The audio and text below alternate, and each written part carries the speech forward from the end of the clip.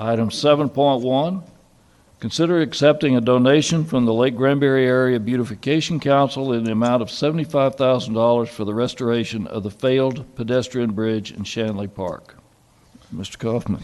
Mr. Mayor, we've got a group from the Beautification Council here. We have the president, Kara Watson.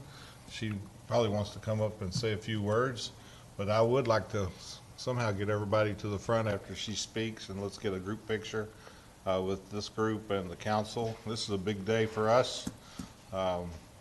This bridge has been needing some repair for quite some time, and they reached out to us, and this is where we're at. So, Kara, I'll let you talk if you go to the microphone there.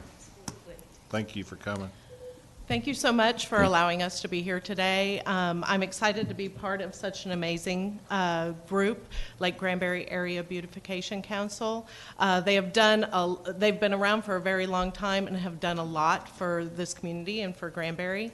And we would like to help in repairing the bridge at Shanley Park, and we would like to donate $75,000 to do that.